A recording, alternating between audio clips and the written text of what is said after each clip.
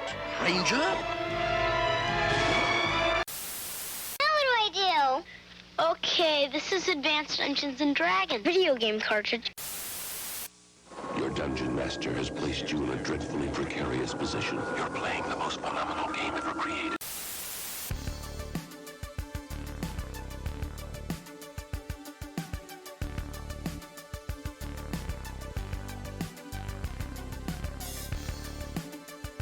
Well, salutations, friends. Oh, I don't know why there's nobody in the boxes, but hey, It's a it's surprise. lovely. There we are. Hey, let's go. Hey! Salutations, everybody. It is lovely to see you. As you can tell, it is definitely more than just Chris and I this time.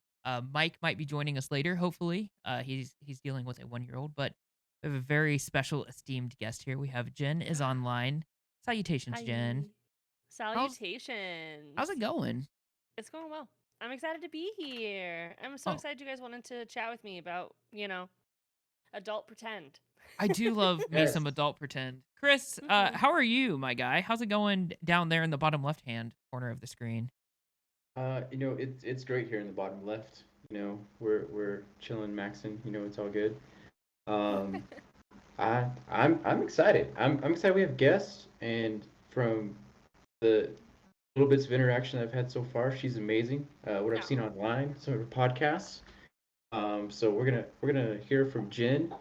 We're gonna talk about some stuffs today. Yeah, we've got a fun topic. There was a question in chat. What are the topics tonight? Mostly it's all about Jen. This is the Jen show. Plus we're gonna hit up some build of the week. Some people voted on Instagram last week about whether they would rather see Mr. Krabs or Plankton done as a D&D build. I think Plankton won in a landslide. So Brewmaster Chris down there in the bottom left homebrewed us a Plankton build. I'm very excited to hear about. And Dungeon Mike again should be joining us here pretty soon. And if so, we'll cut back to that video while I get all of the boxes back. And if you're listening on Spotify, you're not looking at boxes. You're looking at the road. So drive safe. Pay attention. And pay attention. Yes. Check your blind spots.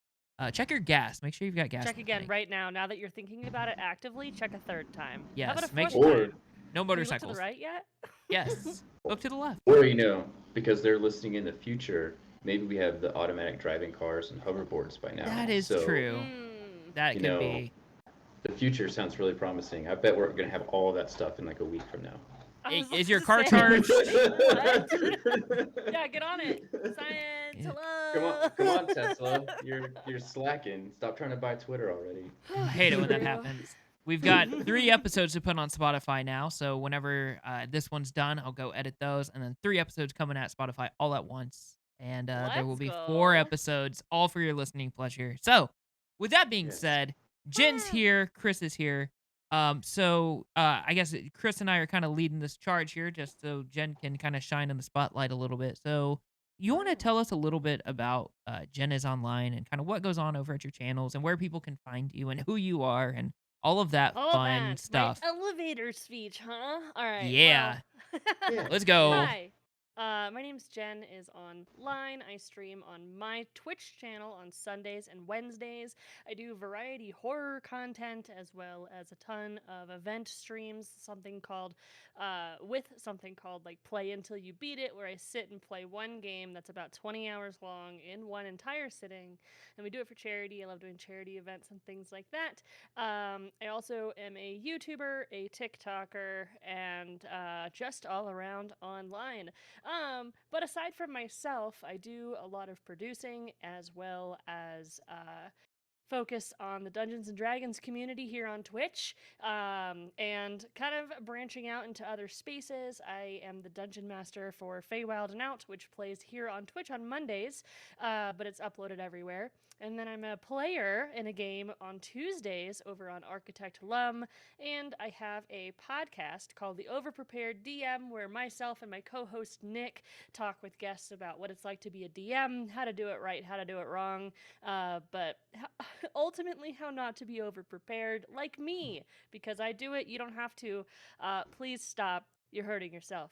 And aside from that, in my real world, I am a licensed therapist turned marketer. So I work in marketing now.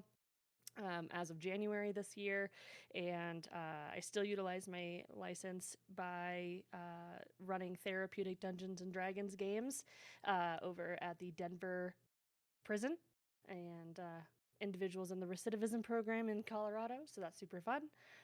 Lots of nerd shit. That's me. Can we cuss? Oh no. Yeah, that's fine. Sure, why not? Okay. You can cuss.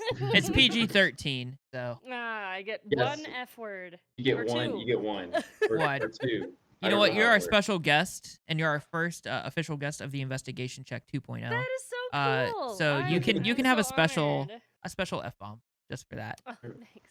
You gotta save it though. Make sure. I gotta you save use it. I was the about to. right I was about moment. to blow it immediately, and then it's gonna slip out. I just know myself. So, but yeah, that's all about me. I do a lot. Yeah, Jen is and You Online do for- a lot. Is what it do be. Yeah, for all our listeners, I told you she's really awesome. Did you not hear all of those things? She streams, she plays, she teaches people about D&D. She does a charity thing, charity therapeutic game for those at the Denver prison. Like, wow, like she's an awesome person. So you Thanks. can see why we have her here as a guest. So I want to hear a little bit about some of these. So Yeah. first, tell me about your stream where you're the DM for Yeah. Feywild and Out. Yeah, Yeah, tell totally. us a little bit about that. Is Well, that Homebrew World? What's going on there? it is homebrew world, but still following D&D 5e rules as written for the most part. I have a couple homebrew rules that I enjoy, so I run them. Otherwise, the really only homebrew aspect about it is the lore and kind of like what I think fits where and what. But it's a brand new channel. It's about 4 months old now. I was priorly streaming on another channel that I also started for 2 years, and we split into 2 different channels. And so this one's now my second project baby, and we're slowly starting a new game.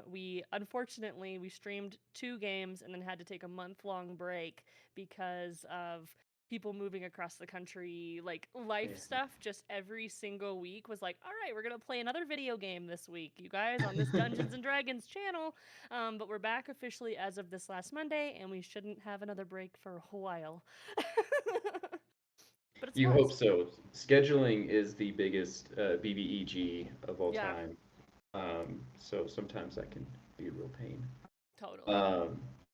Cool. So and you have another where you're the player, and Yeah. that's on stream as well. It is. Over on Architect Lum, they had prior a 3-year-long campaign. All of it was streamed in entirety. And they did some tryouts for their next game. And myself and one of my lovely friends, also a DM, tried out and got spots on the show. And I'm playing a wild magic barbarian right now. So that's fun. awesome. Yeah. Love You know- smashing shit and being the only person doing martial stuff in the party because everyone chooses magic and wants to be fancy. It's magic. Yeah. Yes. I always am tempted to play the wild magic barbarian, but what always like makes me not is that there's only a few options on the wild magic table. Like I want Yeah. the wild magic table from like the sorcerer gets in the wild magic table. They've Agreed. got like a billion different choices. Like Yep. I want all the things as a barbarian. Like maybe suddenly my large maul turns into a giant plant or something. I'm hitting him with a cactus, and and that's real fun. I don't know. Like I want something weird to happen. I totally agree. The wild magic table for barbarians is only 8 things. And one of them is basically a joke. If you roll it, it's a 4, by the way. If you roll a 4, you spawn basically a flump, which is a little companion pet. And it's like, I didn't rage for a flump. It's like rage, man, rage, and it's just a little jellyfish looking fluff It's like, thing. what's up? Hi. I'm like, no. Now I'm pissed. Now I'm actually mad because I raged and it didn't matter. And anyway, here's my +2 to everything. So yeah, that's good. Totally wasn't planning the agenda, so we're going off book here. Get ready. But I am currently making a new homebrew class. And Oh, one of the subclasses is going to have a very fun wild magic table, and okay. it is full of whimsy and chaos. Garrett has seen some of this, and I feel like he's holding in a laugh because of some of these are pretty ridiculous. They're Mm-hmm. pretty awesome. I think this might be one of my favorite Wild Magic tables. Not that I'm biased, but also it's pretty dang awesome. I have to say. It's going for like a chaotic madness, whimsy kind of vibe. Like Okay. I'm not trying to like cast fireball on some people or whatever, turn into a Sure. potted plant. I mean maybe a potted plant, but um, Adds to Wild Magic Table. I would like to extend an offer to you if you have a suggestion of something that I might add to this homebrew magic table. Um, if you need a moment to think about it, that's totally okay. Or if you want to come back later, I just want to invite you to do that. If you have So, any, my mind immediately went to the really old computer game named Toontown, Oh, let's where go. you're fighting boss bots, but they're like corporate. And Yeah. so one of the attacks that they do is they throw paper at someone and you get paper cuts. So I want to offer you some slashing damage through the way of paper cuts by wild magic. Just it could be like a AoE, and it could just anything like within like a 15-foot area just gets paper shot out at them, and there's just paper on the field, which could turn it into a difficult terrain if you slip on paper and grass. Bad time. There you go. So I know you don't know anything about this class, but I'll Yeah. let Chris delve into how much he wants to give away. But you see, that's incredibly flavorful for exactly what the class is. Hey. Chris, I'll let you say Mhm. whatever you want about it. You can keep it a secret if you want, but whatever you want to say, the floor is yours. I will give a tiny leak, Okay. very Tiny leak. tiny, Here, you're hearing it here. Episode 4. tiny leak. This class primarily uses cards Hey, there you go. for a lot of I love things. that. So having a paper cut situation. Yeah. Death by 1,000 paper cuts. Yes. That's what I'm gonna call it. There we go. That'd be Uh, so fun. we've named it. Awesome. Thank you. I appreciate your addition. I love that. That'd be so fun. I'll include a little asterisk. This was from JenIsOnline. Amazing. You can even like attach it to me on D&D Beyond once you put it in the system. There we go. Um, amazing. Okay. And I wanted to go to your podcast. Yeah, totally. I love the title, first of all, the over prepared DM, because I feel like a lot of DMs, especially when you start off like brand new, like you're DMing like your first couple of sessions, the instinct is to go like ultra prepared, way Hmm. overboard. I know I did. Yeah, Um, me too, and I still do, and it's been like a and super long time. I'm not a planner or a preparer for anything. Mhm. I'm a very much in the moment kind of person, make it up as I go. But like Mhm. I way over planned. Um, Garrett, did you ever plan anything as a DM? Did you ever Dude, plan have you ever planned anything in your life, Garrett? Well, believe it or not, Chris, yeah, I have. However, you see, I had this. So, long story short, Jen, I started out with this home world called Tenaria. Chris was there. That's how Mhm. Chris and I Mhm. met. I was like, if I'm doing this D&D thing, I got to DM a table. Hey, friends, come DM. Let Yeah, me yeah. DM for you, right? And that's where Chris and I met on Facebook. And I mean, Oh, it was fun. love at first sight. It was great. So, Tenaria they started out in a dungeon with some Kuatua down there, Kuotoa, however you want to pronounce it. Okay, And okay. the story goes that they're trying to summon this god, and while they're in the prison, their mind is wiped because of the psychic energy. So they have no backstory, and they have to kind of like piece it together through the clues that they get in the world. That was all planned. And then the planning stopped because it went too off the rails. And I said, okay, that's fine. Let's just do that. And one of my favorite sessions in the world was, as I was telling you before the show, I kind of, everything was, they were lost in a forest. It was kind of crazy. So we played Blue's Clues with the druid's pet raccoon, who was putting paw prints on things to try and tell them where the druid went because she was captured. Oh my gosh, that's so funny. It was amazing in every way, and it kind of has driven the rest of of the campaign, that one-off theme. scenario.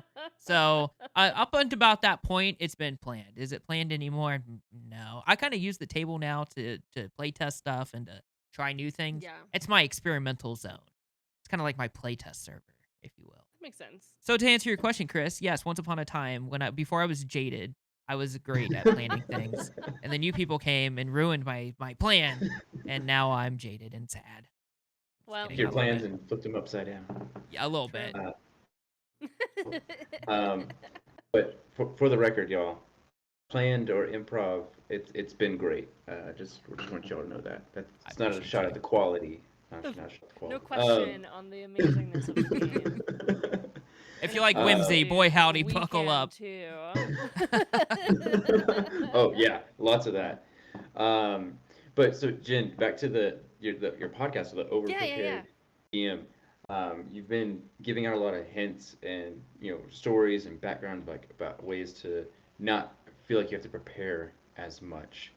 And I want to open it up, like, if you were to give me your quick elevator pitch, if you will, to everyone listening, what is maybe a number one or number two thing that could help not over prepare as a DM? I would say my biggest thing that has become very system is bullet pointing your plot points for the game you are about to play. And as long as you have that, you technically don't need anything else. Okay. That's what I think. If you have your plot points and you've practiced a little with improv, or at least tried improving, you can have a wonderful time and still go forward in your story. I also leave a lot to the players. I don't try to railroad. I think that's where a lot of the over-preparedness comes from, is where like you have this story to tell and you want to push them through that story. But really it's just letting them sit and feel the energy that you have provided to the table and the descriptions you've given to everything around you, and letting them make those moves, and then maybe throwing something at them after it's been 2 hours and all they've done is talk to each other in character. I love my party on Mondays, but they are role players. And I'm like, move forward. I need you to get to the next plot point. I need you to do something. Sometimes anything. They're also chronic thinkers. They like have an opportunity in front of them and they'll like talk about every possible thing that's gonna possibly happen before they move forward at all. And I'm like, oh my god, just go. Are they gonna watch this or listen to this and hear you Oh, say they know how I feel. It's not a Oh, secret. No, So- I love them. They're all wonderful and very talented, and they've crafted very cool characters with very cool voices and have stories, and they want to tell them. And I want to help them tell those stories. But So yeah, I have a yeah. question based on Yeah. exactly what you just said. So where do you, as a DM, and this is just a personal thing to you, where do you find that the balance between railroad and like sandbox is? And how do you know it's becoming too much of one or the other? I think the way that you can tell if it's too much is if you've crafted this plot point and you've shown it to the players multiple times, like you've trickled it in through a bartender or whoever that they're talking to, a bounty board, and they're just not interested. Like, you need to learn to just move on. if you are pushing them to the plot point, then you know you have railroaded them to your story. If you Okay. feel like you're pushing against what they want to do, and you're like, but actually, you could just go do what I planned, then you know you're doing it wrong. Gotcha. So Yeah. have you ever been in a situation where like you had it planned and they just weren't biting, and then you had to come up with something completely different or develop something that they would be interested in that goes off of the bullets and kind of off the rails and into something you did not think was going to happen? Yeah, absolutely. A fuck ton of times. There you go. I've used it, and Let's it's go. the one. F-bomb. So much. So I would say that I'm definitely a very like gothic horror type writer. So I enjoy writing stories that have like this overarching plot. And wherever the players fit in this, they're the main characters. So everything kind of revolves around them while they go through this epic journey.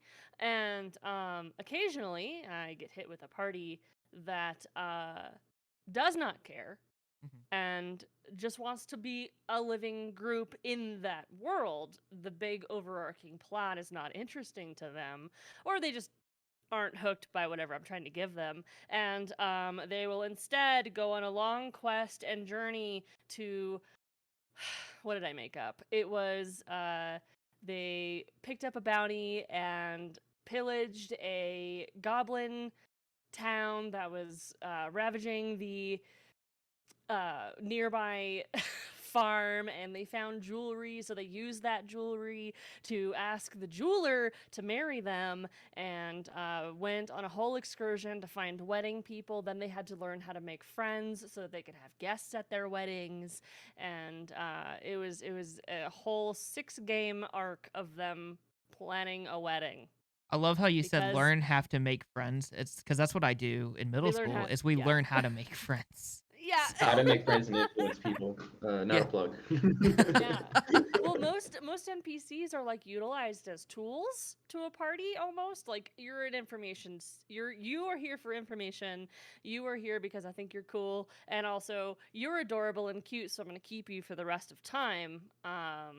But you're not my friend. Like you don't know these people, so they had to go through a whole journey of learning how to know people and care about others. And then they had a fantastic wedding after 6 games, and then decided to pick up the plot. And I was That is like, quite the great. side quest. I was like, great. Now the plot is 6 days ahead of you and has gotten a lot larger of a problem. Good job. But they're Yeah, married now, so it's Yep. happily ever They're after. happy. The end is nigh, nigher now. The end is more nigh now. Yes. More nigh sounds too grammatically correct. I need them to sense the urgency. It's nigher. No, it's true. I mean, at the end of the day, like they can do whatever they want, and I can just make up stuff on the spot, whether it's super good in my mind or if it's like really stupid, whatever.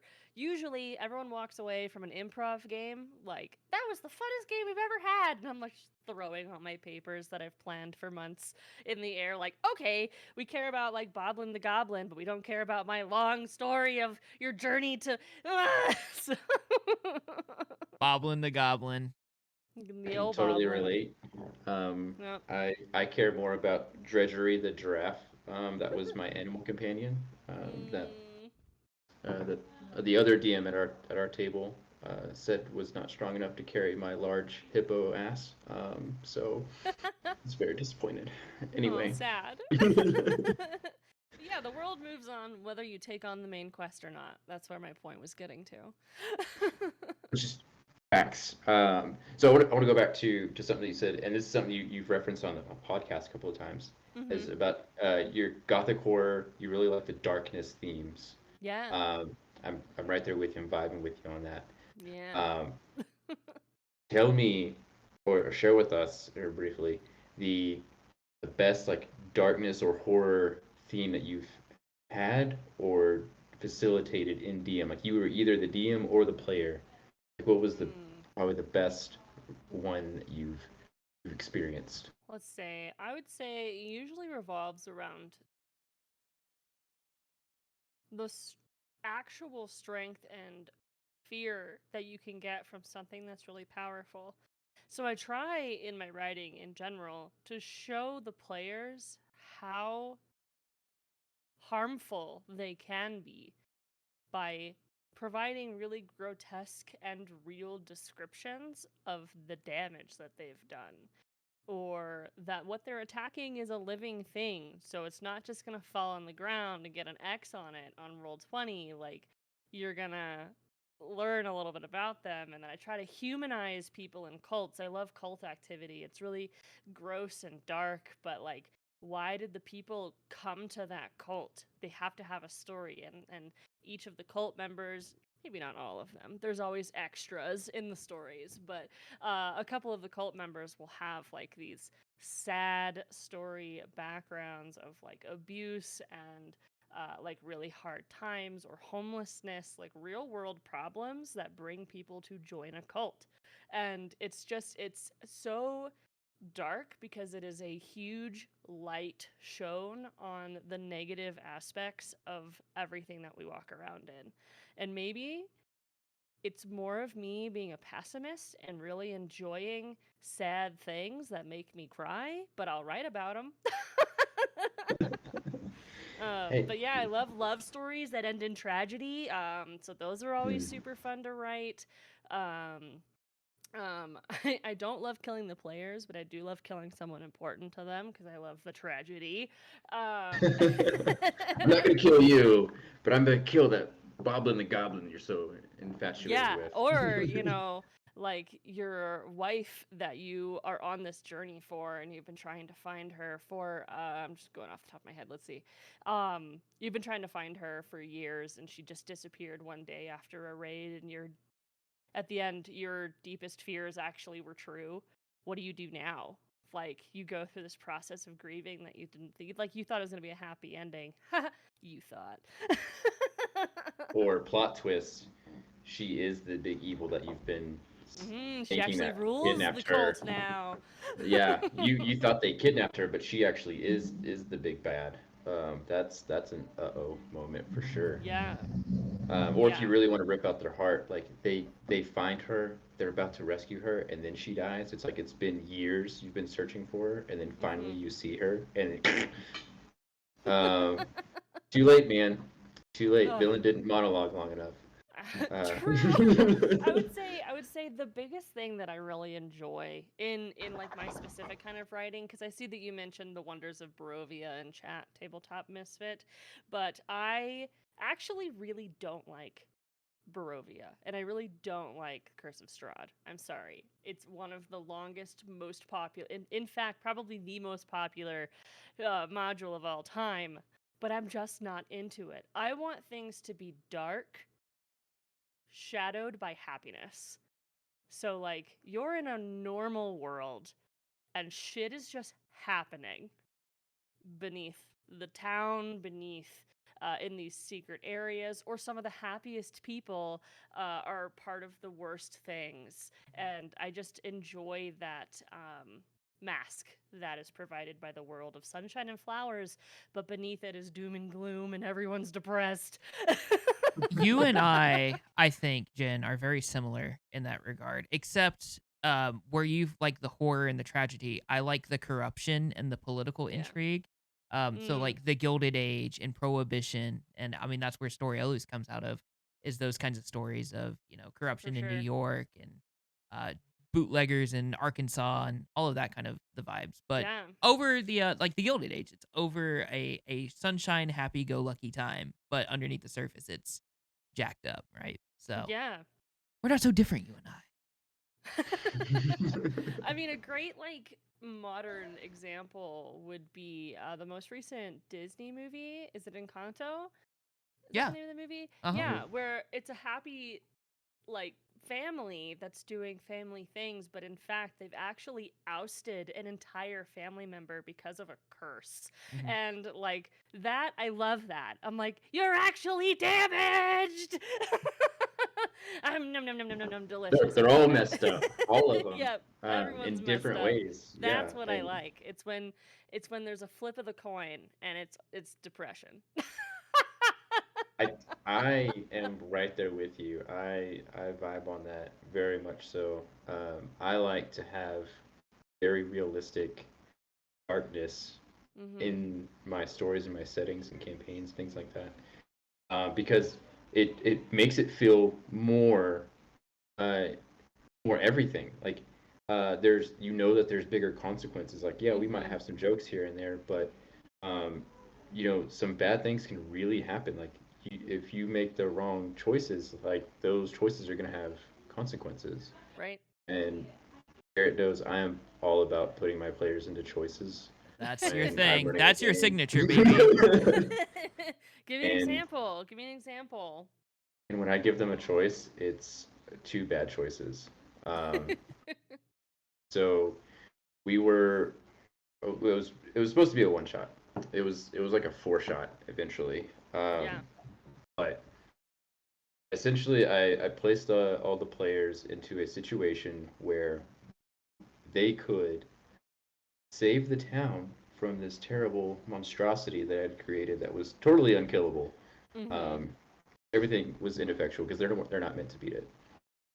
Um, so they're up against this, and their choice at this point is they can die, let the town Mm-hmm.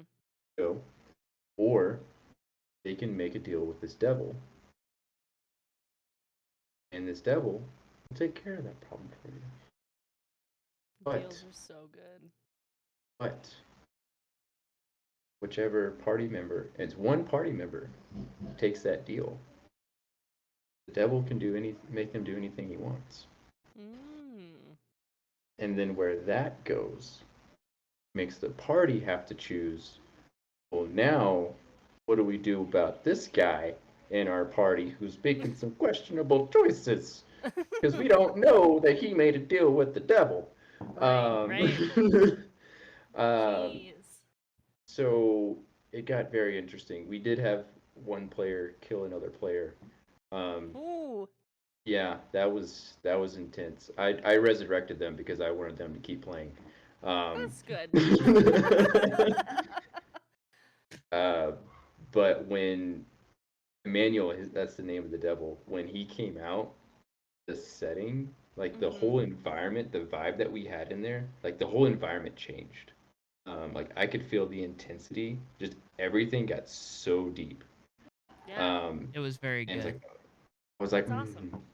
yes, Nom, nom, nom, nom, nom, nom, nom. yes. Drama and sadness. Nom, nom, nom, nom, nom. I eat it by the souls.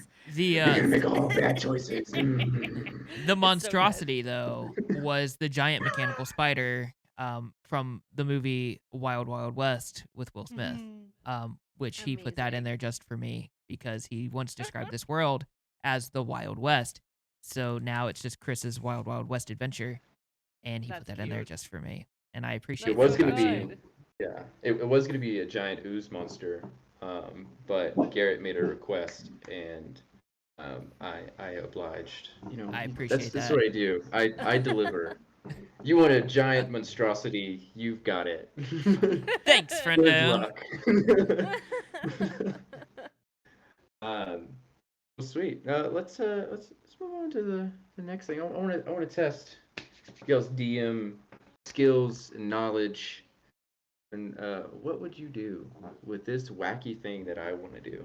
Oh, okay. I love that. Okay.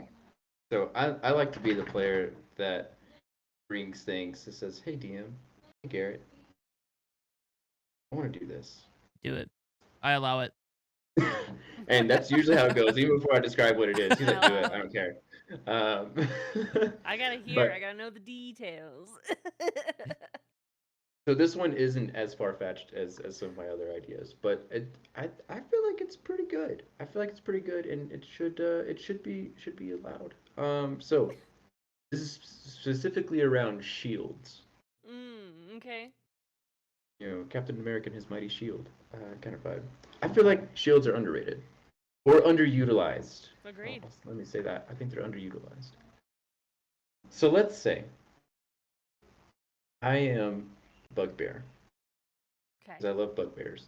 I have a new obsession with bugbears recently. Okay. Okay. I don't know why, because I'm a bear. But uh, And I have a shield. I have a hand crossbow. Okay. And I am beset by these ranged attackers, some with magic, some with random weapons, like bows or whatever. You choose. Guns, I don't care. Doesn't matter. Ranged, it's all ranged. And with my shield, I plant it in the ground, like a good old Roman soldier would. Okay. And because I'm a bugbear and I can squeeze into a space for a small creature, can I hide completely behind my shield and be considered behind full cover? If you use your action to hide, you can do it once. Once? Yeah, you can do it once, then you have to take another action to hide.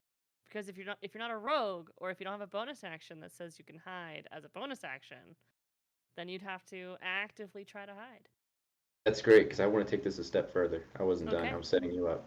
Okay. So, with that, let's say I am a rogue. Why not? I use Okay, that then that, yes, you that can, cunning absolutely. action to hide behind my shield, Totally. even though Do they've it. totally seen me do this. Does that mean that I cannot be targeted by spells because I cannot be seen? It depends if it's an AoE, I think. Because they could target the shield. That would be what I would say. And if they break your shield because everything's breakable, then bam. But if it's an AoE that hits the spaces around you, you can absolutely be targeted. Well, so If an they know AoE, you're there, but if they saw me hide behind my shield, I mean, they could reasonably ascertain that I'm behind the shield. I don't know. It's like object permanence. If you're not there, either Yeah. alive or dead. I played Metal Gear Solid, so you know. Hide in a box. Like I'm just gonna use my cardboard box here. I'm just gonna Yeah. progress. And then they forget you're Who's there. that? Object permanence. again. So like if they wanted to be like, haha, I'm going to cast this spell on you because I'm a wizard and I've got all these cool spells. You need to make a saving throw, and I'd be like, but you can't see me. Ha ha ha! In your face, wizard. Yeah. But they can shoot me with a fireball. I mean, I guess that's totally fair game. That would be what I would say. It's like if it's an AoE that would fill a space that you would inevitably get hit by, then you can get hit. For That's sure. great, because I want to take this another step further. Okay. I'm not done yet. So Okay. I'm no longer a bugbear. Got it. Instead, I am the new plasmoid from Space. I knew you were gonna say that. I just knew it. Spelljammer. I call it Space Jam. Oh, okay. From Spelljammer. Do you know? Are you familiar with the plasmoid? I'm doing a little, pulling it up. I can love be oozes. in about 5 so... seconds. Subject matter expert loading. Yep. Loading. You are an ooze. Okay, cool, got it. So the ooze, it has a special ability in there. It's the pseudopod ability. I think that's the name of the thing. Where you can detach a part of your ooziness, and you can hold an object that's less than 10 pounds. Very much like Mage Hand. I want to set up this shield planted there in the ground and hold it with my pseudopod arm thing. Okay. And while that's happening, I want to teleport back behind them, my enemies, do the damage with them, and then eventually teleport. Don't worry about the abilities. That's neither here nor there. And then teleport back to behind the shield. How would you DM that? Would I be hidden? Because I've technically am behind this full cover, which we've established. I can hide there behind full cover. Yep. And then you I would teleport away. somewhere. They see me behind them, and then I teleport. And now, what would you do for these enemies? Would they think I'm behind the shield? Would they Probably got not. turned invisible? No, probably not. I don't think I would rule it that way. They would probably change targets to another person, to be honest. Or they would spread out and try to locate a little bit more, maybe get behind the shield type of stuff, like get more out and see more things, especially since someone's working the field. Depends on how smart they are. If they're goblins, they don't they're gonna be like, what? Goblin, What's you ain't going got no on? chance. But yeah, Is that your but if it's goblin like voice, by the way? No, not at all. That's just me. Can I get a taste of your goblin voice real quick? My goblin voice. Do I have a goblin voice? Let's see. Yeah, probably. Well, it depends on what's going on, but I think we can debate. That's a good word, right? Uh, That is a good one. That's a good one. I think that's one. Yeah. I like to I give do mine a different little bit more. voices. I'm never consistent. Me too, thanks. Consistency, submissioncy. It's what lives in the moment. That's what it's really all about. I like to give mine a little French accent, even though I'm not super good at it. But they're goblins, so I'm that. just like they're dumb. So don't worry about it if their accent's Right. not good. It's because they're goblins. Great, because I'm glad you said all that. Because what I want to do is I want to be a Horizon Walker Ranger who Okay. does this and uses their ability when they attack. They teleport. They make their attacks and they teleport back. Yeah. So legit. So Jen saying I'm legit right there. They don't know where I'm at. Garrett, what are you thinking? If they didn't see you leave, Mm-hmm. then they would They think just you're saw me the behind them shield. shooting them. Yeah. So now you're there. So if you're shooting at them, they're gonna know you're there. But if you were able to teleport and they didn't see you leave, they would think that you're behind the shield still, right? Who knows what they would think? You know, it also, like 'Cause- Jen said, I think it depends on the enemy. I mean, if you're dealing with Tiamat, maybe they're a little bit more brilliant than Boblin Goblin. So I love that you compared the strongest, most elegant dragon in the entire universe The Boblin and a Goblin? goblin. the two They're- most they're polar opposite basically- foods. They're basically on the same level. I don't see the Oh, problem okay, here. okay, got it. Yeah, I don't know much about the lore of Boblin Goblin, you see, so. He's just out there Uh, trying his best. Boblin is immortal in our hearts. Maybe not physically. He can die real easy, but in our hearts, he's immortal. You can smack him wrong and he'll break his neck. I hate it when Yeah, that so- happens. I know. So those out there listening, be a plasmoid ooze, Horizon Walker. Teleport after you've set up your shield. Teleport behind your enemy. Shoot them at advantage because you're flanking them, and then teleport back. And they're like, "What the heck? Someone just shot us in the butt." And then they're not gonna know where you're at, and you're hiding behind your shield, behind full cover.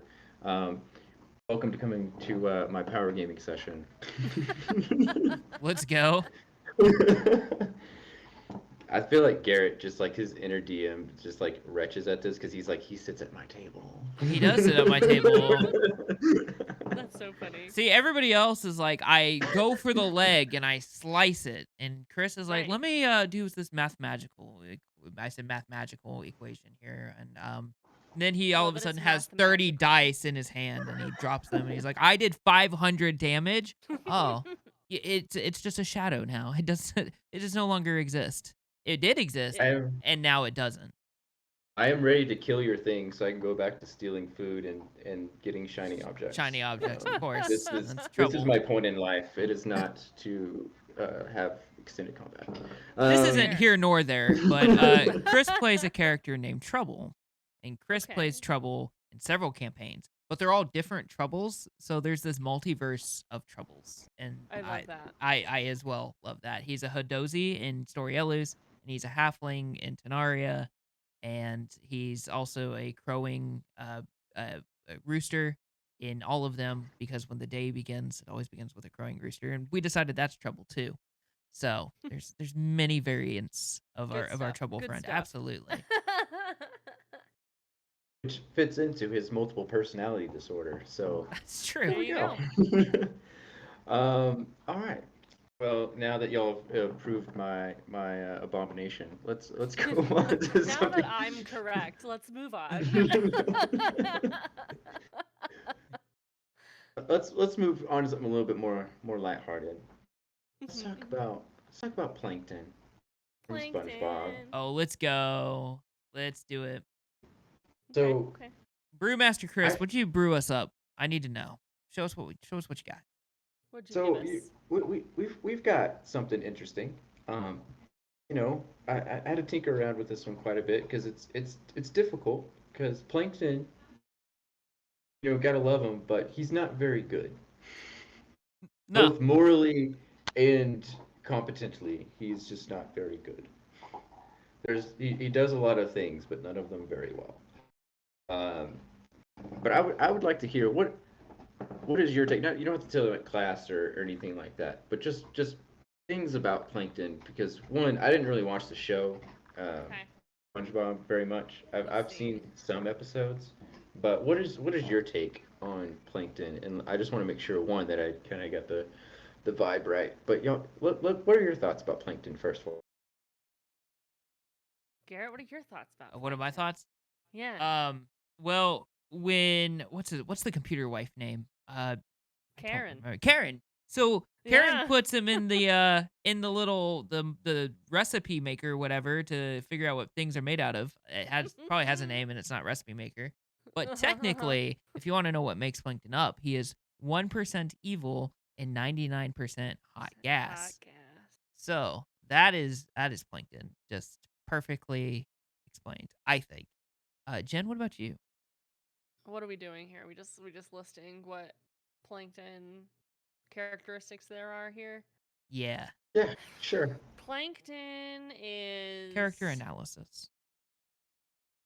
I would say neutral evil and is not actually evil. He just wants a hug. And so he would be easily transformed to chaotic good for someone who would show him any form of love that wasn't Karen, and For a that hug. his chum bucket was worth it, or give him a hug, and then he would destroy in their name because he would assume that that was what was good. He's very misguided. That's a good word. He's also Misguided. an inventor. Gives me artificer vibes.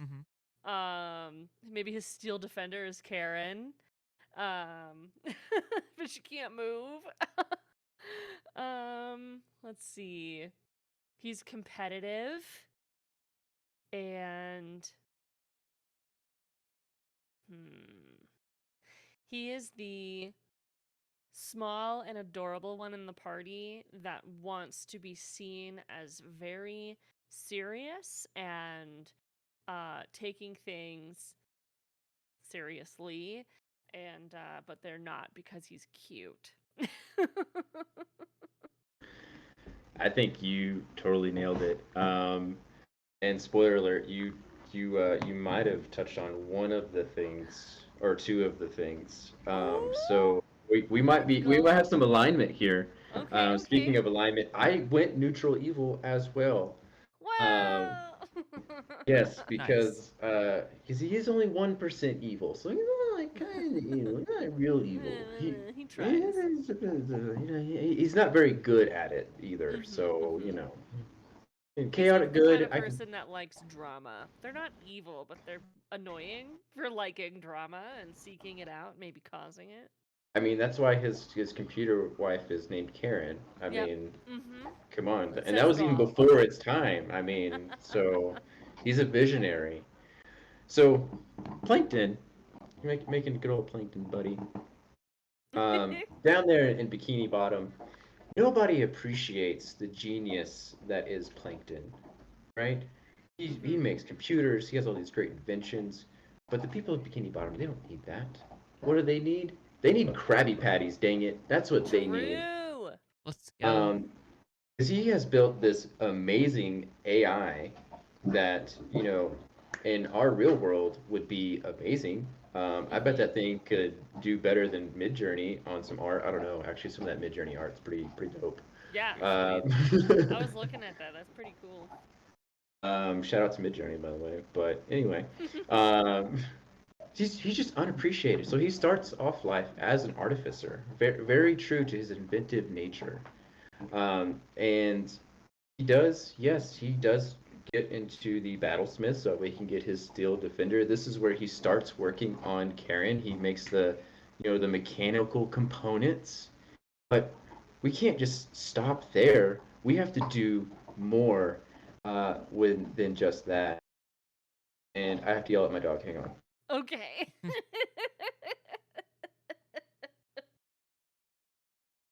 Okay. Now she came to me. It's like, what did I do? But we can't just stop there. We're also going to take a couple of levels into Wizard. And we're going to go specifically Order of Scribes. Because I want the Awakened Spellbook. And Plankton takes his Steel Defender and his Awakened Spellbook, and he merges the two together Yeah. to make Karen. I love that. Yes. She is his muse, his greatest creation, his spellcasting focus, if you will. Yeah. She's his everything. But nobody cares. Nobody appreciates. I'm just Plankton. Nobody likes me. Pretty good Plankton And impression. I thought it was okay. 3 out of 10. It's as good as Plankton is. Oh, Shots fired. Lots of shots fired. And so because poor Plankton doesn't feel appreciated, he looks across the street and he sees the Krusty Krab being so successful, and he tries to replicate it, but he can't, no matter what he does. So he turns to thievery, and he further deeps into his multi-class, and he becomes a rogue. Specifically, we're going for the thief, of course, because we just want to double down on all of that goodness. So we're a Battlesmith, Order of Scribes, thief. Trying to get that Krusty Krab. And because we've multi-classed into so many things, we don't have a lot of anything. Master Like I of said, everything. Or sorry, what is it? Jack of all trades, master of none. Yep, that's what it is. he's not even that. He's not even a jack of all trades. Jack of some trades, master of absolutely nothing. He's got a lot of tool proficiencies. I'll give him that. None of them are cooking tools. So the poor guy. kid. I know. And we're only taking 4 levels in each of these, so he doesn't even get lovely things like extra attack or 3rd level spells. He doesn't get anything cool. But he does have, squat nimbleness because he's a tiny guy. He's got a climbing speed because he's a thief.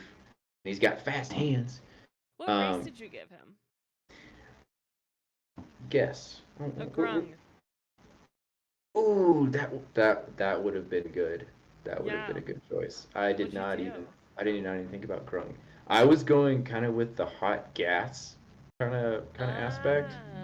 And with that, there were 2 choices. I was thinking Minotaur, because cows burp all that methane gas, and that would be funny. But I was like, Minotaur, that's way too big. No one would get that even. The largest of planktons.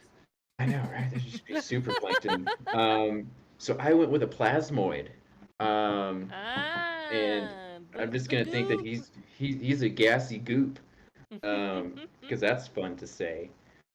And I gave him some little features here, such as poisoner, because it's not on purpose. He tries to make food, and then in the chum bucket it just turns out as poison. True. So it's an inadvertent poisoning that he does. Can't help it. He just can't help but be terrible. And I even gave him a scheme. He has a scheme in play right now to steal that recipe from the Krusty Krab, for that Krabby Patty. And here's his scheme. He has the ritual caster feat as a wizard, and he wants to ritually cast the 6th level spell, Draw Mage Instant Summons. Now the problem is he doesn't have 6th level spells. So that's a problem. But what he wants to do, because he's not going to be able to get this done anyway, he wants to cast this, and it says you touch an object weighing 10 pounds or less, whose longest dimension is 6 feet or less. The recipe. The spell leaves an invisible mark on its surface and invisibly inscribes the name of the item on the sapphire you use as a material component. Also a problem because he doesn't have the money for the sapphire. Each time you cast a spell, you must use a different sapphire. Anytime thereafter, you can use your action to speak the item's name and crush the sapphire. Keep going. Sapphire. It's Sapphire. sassy. Sassy fire. Sapphire. The item instantly appears in your hand regardless of physical or planar distances, and the spell ends. And just boom, that is his plan right there. That's his big scheme. It's like if I can just cast this spell, inscribe this sapphire, this sassy fire, if you will, because that's apparently how I say it now. Sassy If I fire. can just put the crusted crab, the Krabby Patty recipe on this here sapphire. There it is. Then he will be able to successfully do it. But the problem is, like I said, he can't cast 6th-level spells, and he doesn't have a sapphire. And then he still has to touch the recipe to begin with, which is just a weird plan because if you can touch the recipe, why wouldn't you just take it? Right, right. But like I said, Plankton is Plankton. not very good at a lot Right. of things, and his wisdom score is a -1. So Amazing. that kind of plays into some of the problems here. Um, so what do you think? Do you think we've got Plankton down? That's fantastic. I think love that's that. pretty on flavor there, my friend. Pretty on flavor. I kind of like a little barbarian in him because he's kind of filled with rage all the time. And I That's just think of the scenes. I don't remember if it's the movie or whatever, but he's like sitting on the giant jellyfish and just laying waste to all of Bikini Bottom. So that gives me some like artificer barbarian vibes. Good. maybe that's late game Plankton. After he's been foiled so many times, he just turns to rage. It's no longer thievery anymore. It's just It's rage. rage when he becomes the BBEG of your world. I'm Plankton, and I'm no longer sad. I'm just mad. Poor Plankton.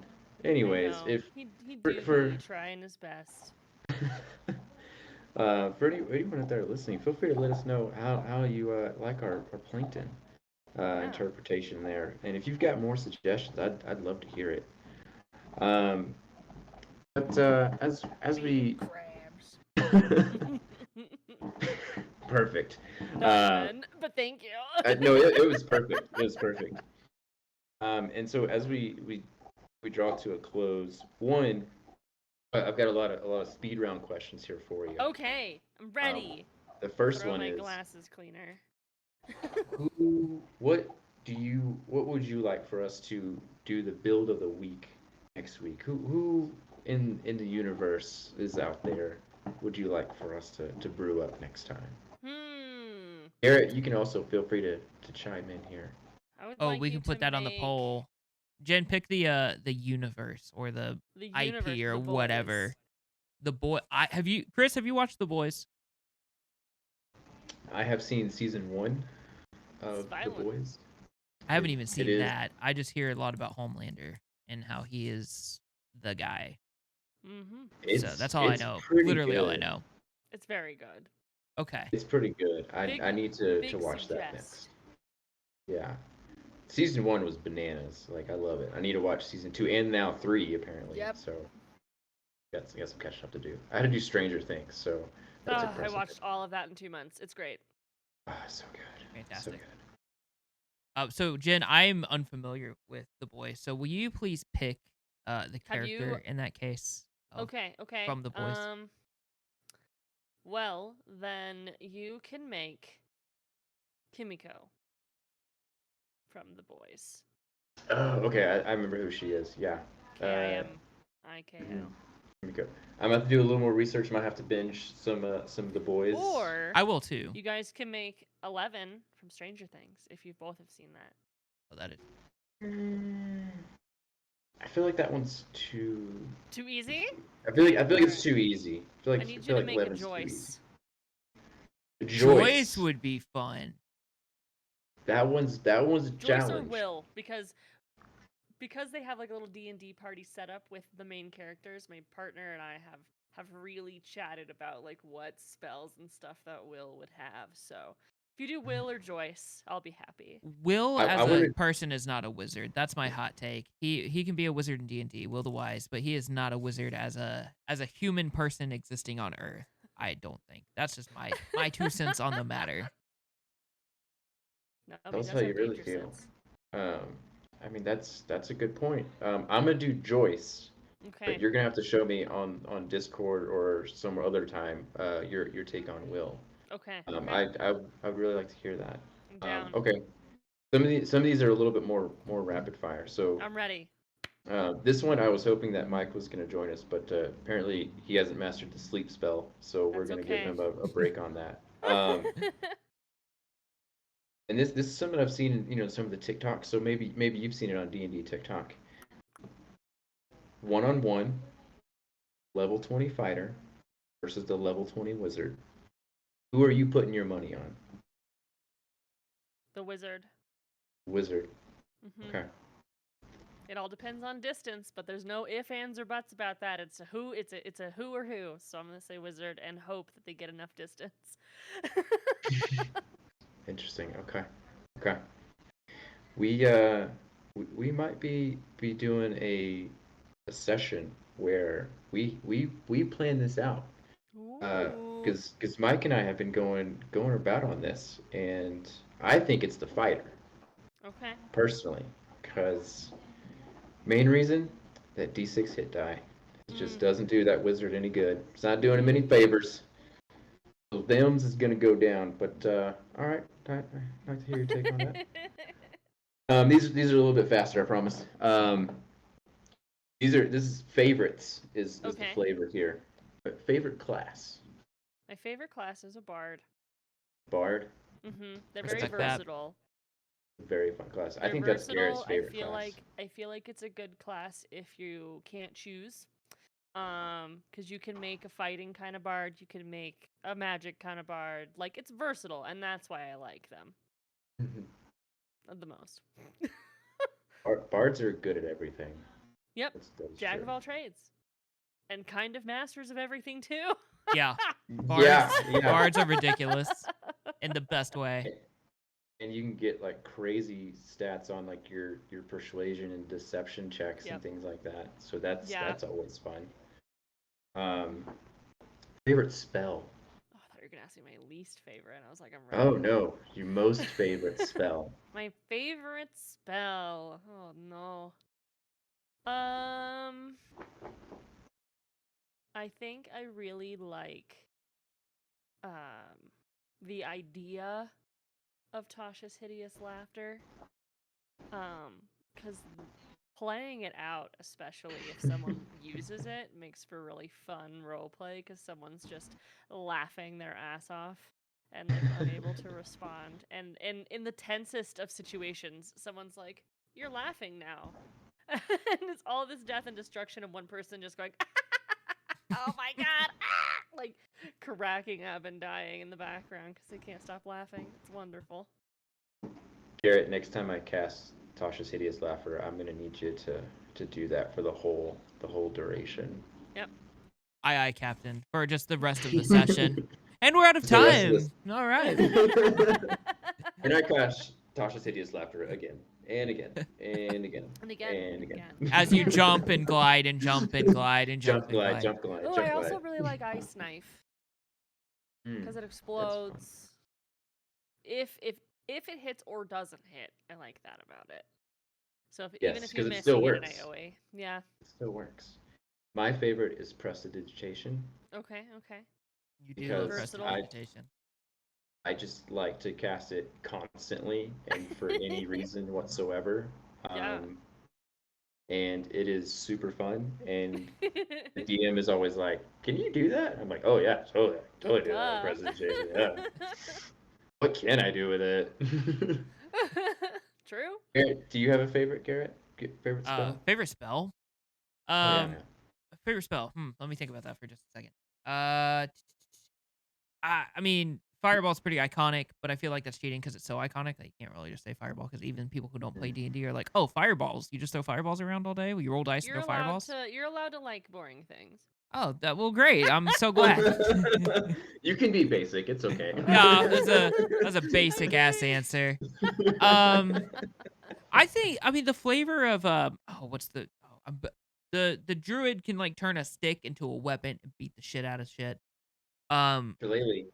Yeah, Shillelagh, Shillelagh. yeah. Yeah, Shillelagh's pretty cool. I think turning walking sticks into weapons is fun. So we're gonna go with Shillelagh. Definitely. It did not have a basic ass answer. We'll go with Shillelagh. Shillelagh's good. It's also really cool. Like if you could just imagine like a druid just picks up a random stick out of the forest and be like, "This right here, I'm gonna tear your ass up with it." And you're Look just at the like, last stick "What? you ever see in your Excuse life, me?" kid. When you Uh, a whole new meaning to telling people to go get a Switch. Oh my god, Shillelagh and kill them. I want to play that character. I want to roll the aged old woman telling their grandkids to go get the Switch. That's amazing. And you need to use your Southern Tenaria voice with it too. Now you go on and get that geez. Switch now. You've been misbehaving now. Perfect. Misbehaving. Um, Love that. favorite monster. Ooh. Uh. The. What do I usually throw at people? Goblins, always goblins. More goblins. Goblins are so easy, but They are. I mean, cultists are easy too. I would say I throw the most cultists at people. You got that gothic But- horror vibe though, so that makes sense. Yeah, That's super on flavor.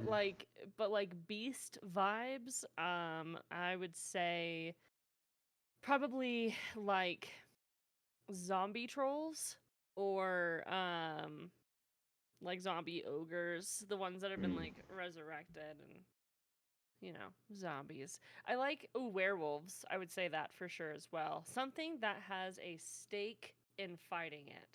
Because if it hits you and you fail those con saves, you're a zombie or you're a werewolf. Or I think like I like those. It's dangerous to fight them, not only because you might die, but because you might turn into what they are. So that's kind of what I go for. Gotta make some choices. Yeah. Garrett, you got I know you got a favorite monster. Oh yeah, tell me, baby, what is it? It's that Kutu. That's them Kutus, baby. You can't not love some Kutu. I tell you what, down there in Southern Tenaria, they catch them Kutus down there in the bayou. Oh no. The Koatoa, I think is how you say it, but That's we like supposed to to say be. we like to say Kutus around her. Kutus. I do love me some Kutus. I mean, so not only are they kind of like goblins, but they can summon gods with their mind. Like, okay, that's freaking dope, right? Like, come on. How is that not the coolest monster ever? And they're fish. They're fish people. So That's we fair, got that's Plankton. fair. Plankton may should have been a Kutu. Now, actually, so there you go. Something to think about. True. I do love me some Kutu, but I Some digress. good old Kutus.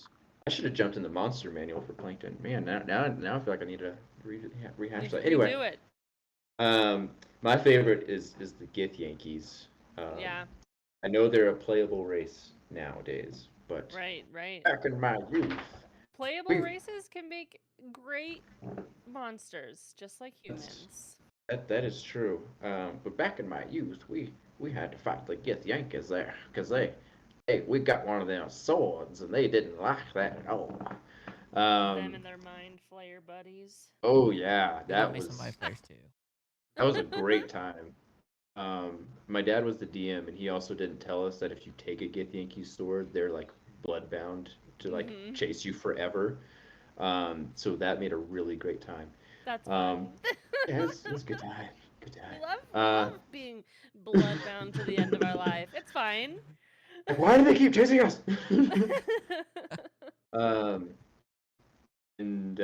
So next one, favorite homebrew rule. So my favorite homebrew rule is one that involves death saving throws. So what I do when people fall to 0 is instead of having them roll, I give them a scenario and talk them through walking towards the light And so I'll try to convince them to die because they will hear something that they miss, and then the further that they get towards like a death, they'll see like their mother who died or something, and like they'll have like a reunion in their sleep. And then I ask them, I'm like, do you want to save based on this? Like, what would your character want? And it's like, do you want to be with your family in your village that got destroyed, the reason that you're on this rampage? And then the further towards life that they choose, the more they hear the battle around. But the less that they choose, and they choose more towards death, they start not hearing what's going on around them at all. So they have less of a pull towards like wanting to wake up. So that's what I like doing. This is amazing. It's I intense. love that. I'm That like might be my new speechless. That's freaking cool. favorite. Yeah, I copy paste what she just said. That's mine now. I also Copy like paste. I also do you can, as a bonus action, you can roll for your health potion, or as a full action you can have all of it. I have I that also one. like that rule because Yeah. I feel like just taking a quick potion It's like a little drink. swig on your bonus action, or That should be, because stopping I and can drinking do it. this number, or as a fighter, I can go. I'm not done yet. Hold on, and just keep going. Like Don't need okay, any healing if they're dead. that's true. That's very true. For me, and if I'm at your table, and you have that situation going on, I would like to think that I am Steve, the necromancer, who is socially awkward and is hoping that you don't choose life, because then I get to make my own friend. Um, and I'm gonna bring him back as a skeleton called Boner, because I heard that on your podcast and it was Yeah. hilarious. I started dying. I was like, oh my gosh, that is amazing. Oh yeah, I let my party name a very specific skeleton along a path for like a dungeon because he's been there for thousands of years and forgot his name, and he'll be like, "Do you know my name?" And it's always something sexual, but the most prominent one was when the party named him Boner, and I just for the rest of the game was like, Boner says this, Boner that, like it was straight face, like saying Boner to a bunch of people like That this is is very funny. naughty. So funny. I would do that, but also playing a necromancer that makes friends. Yeah. I want to play that character too, but there's so many characters I want to play. Um, what is your favorite NPC voice? NPC voice. Yes. I Or have character voice, as a player. That's fine too. I like my gnome voice that I do. I think. But I really like when I'm playing with individuals with deeper voices and then they do like a southern draw. It's like, oh. That's intense. But I love gnome voices. I love when people are not afraid to voice monsters as they're like coming out, and you're like the whole thing. It's great. Well, and of course now you've got to give us a small sample, like give us a little taste of your gnome voice. Give us that gnome. Okay, well,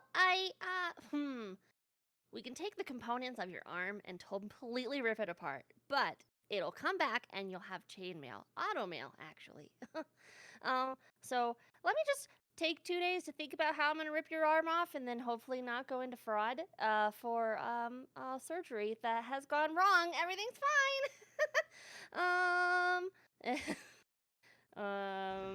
And then let's see. Wonderful. I'm not nasally, but I love whenever I am nasally because then you can do the like sick voice. Oh yeah. Oh, I'm sorry. I didn't touch you. It's great. It's good stuff. I love it. My favorite, and I hope this was Garrett's favorite because I did it for our table. Was our lovely UNT Let's sheriff. go. Let's go. Yes. UNT for the time. sheriff. Sheriff. Okay. Sheriff. You see now, I'm the sheriff in these here parts, and oh wow, easy there. I don't want you to cause a bunch of trouble. Um, and I decided that his name is Christopher Slytherin Amazing. because he Slithering can't walk. in. So he's not Christopher Slytherin. Walken. He's Christopher Slytherin. It's a layered So, joke.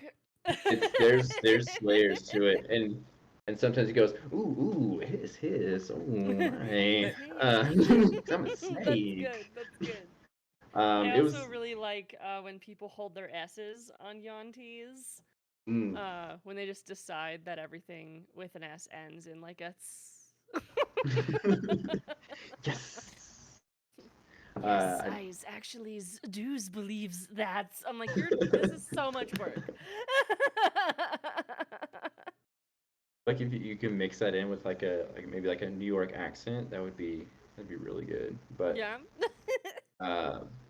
amazing stuff. I want to work on a Boston accent for Storiella's, Garrett. Thought we could go Let's and get some go. coffees. That's Tell me what I Trouble's not really from want. Brooklyn, dude. Come on. No, Boston. I Oh. want him to sound like JFK taking on the mob. Good. That's Okay. yeah, I know, right? I was like, oh my god, that fits so good for a mafia mob party political intrigue. So that might happen. You just be ready for it. I'm ready. And then this is the last one. I know this wasn't very speedy because we really like to talk, but it's okay. That's This is the last okay, one. I do like to talk. Fantasy trope. Favorite fantasy trope. Because you said you're a writer. I also like to write as well. We like to do our campaigns. I'm assuming we love fantasy things. Yeah. Favorite fantasy trope, and it can be a cliche. You know, if you're like, I just really love the chosen one trope. It's just so good. Yeah. That's okay. Farm boy. There's so many. Now if you really like enemies to lovers. Mm. And I also like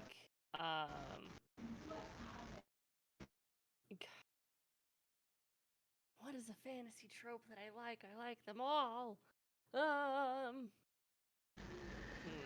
Yeah, I'd say enemies to lovers. It's a big thing in fantasy. Enemies to lovers. Yep. That's a real good one. And long travels.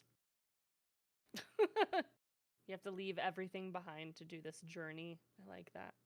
You must take a hero's journey. Yeah. If you will. Oh. It's almost like it's been written out into what a hero's journey must comprise of. Comprise. Yeah. There it is. Compose, comprise of, there's All of lots it. of Garrett, do you have a favorite fantasy trope you want to share? I'm a fan of the mysterious MacGuffin myself. The one ring or the shitty dagger that you hold at the Death Star and it's a map all of a sudden. It decided right then. Not a fan of that one. I don't know if you could tell, but like the one ring kind of thing where it's like, oh, nobody knows. And like unexplained magic is kind of cool too, Gandalf. Yeah. I think not to diss on Sanderson because Sanderson's great. I just don't think magic needs to be 100% explained all the time. I think that Gandalf can do whatever Gandalf wants to do is totally fine because he's a wizard. The whole magic system's soft and hard. I think sometimes they can kind of get in the way of the story. That's just my me of something hot I take. really like about magic. I really Do like tell. Avatar. And I really like the same trope happened in The Dragon Prince, where your powers are stronger during a certain season or event in weather. That's I cool. really like I respect that. a lot. Like the Fire Tribe in Fire Clan Tribe, I don't remember. In Avatar, like when they had what was it, a heat the comet. The comet went by and they were stronger on that specific day, and then the same thing happened with not solstices, full moon for the moons. Yeah, probably the full moon. the waterbenders tribes, yeah. thing. And there's in the Dragon Prince, there's moon elves where they're stronger at night, and I just think that's super cool. Like during the day, they're basically not strong at all. Yes. Kinda like a I werewolf. like that. Yeah. Wow, it falls back onto my favorite monster. Hey, Merry Full Christmas. circle. It all comes back together, and it's at night. It's dark, so we like dark things too. So it all fits together. True. For me, one of my favorite fantasy tropes is it was me all along. Like the bad guy was like hidden in plain sight the whole time. Like, and all along it was me. It was I who've done this. Twirl mustache. That's my favorite because then like you really get to know the villain, and that's not just some mysterious figure off in a tower that's got a giant eyeball looking at everything and like, ooh, I'm dangerous. I don't ever do anything, but I'm dangerous, everybody. Yeah, can you imagine being a giant eyeball in a tower? That'd be embarrassing. No. Not even having the rest of your body or head. Come on. So What a weak embarrassing. villain. Must be a terrible story. Worst of all time. Well, that ends our speed round. That took a very long time. That was super speedy. Yeah, sorry. I'm chatty. It was all of us. I blame Garrett. He's been very talkative this session. That's me, baby. You know. Just throw me under the bus. That's all right. I do that a lot, but with love. Lovingly get run over on the tracks. That's okay. This is I good love for you, Chris. So I turn into giblets. That's fine. But yeah, I appreciate you for joining us, Jen. This has been really good. It's been awesome. Chatting, getting to know you, and hopefully we'll see you more in the community. And looking forward to season 3 of the Overprepared DM dropping soon. Heck yeah. So everybody get hyped for that. Listen to me talk a whole lot more. Yeah, let's go. Yeah. I'm pumped for it. Yeah. Thank you guys so much for having me. This was a blast. I'm so honored to be your first guest. This was fun. We talked about fun things, and you guys are great hosts. So thank you. Chris, you led this charge very well, I have to say. So congrats to you. I get chatty. It's okay. You asked the questions. It was good. I'm sorry Mike couldn't be here, but next time he will be. Okay. Missed out. He did it. He missed out. He did. Chris, do you want to do the honors since you've led this so far? Would you like to close us out? Do I get to do the closing? We have a special closing that I totally have memorized. And yeah, you got it. You've heard it enough to know it. I know it, like totally. So everyone, thank you for listening. Feel free to join us on the Discord. We've got plenty of merch, all that good stuff too. If you want to support this stream as well, give us a follow. Also, follow JenIsOnline, the Overprepared DM. We'll have her deets as well. But y'all, until next time, may the wind be at your back. May your DMs be gentle. May the road rise to meet you. I think that was earlier. It was, but that's okay. You're doing great. May all your rolls be natural 20s, and may Garrett do this better next time. But thank you all for joining. Great job. It was good. Nicely done. And Jen, thanks for being on. And join the Discord and all that. And we'll see you next week, same time, same place, Wednesday, 7 p.m. Central. And drive safe if you're on the road. So, yes. Look at your side mirrors. There you go. Yes. Check your blind spots. Look at your back mirror. Side mirror. Okay, bye. So that takes us out. See you guys next week. Bye.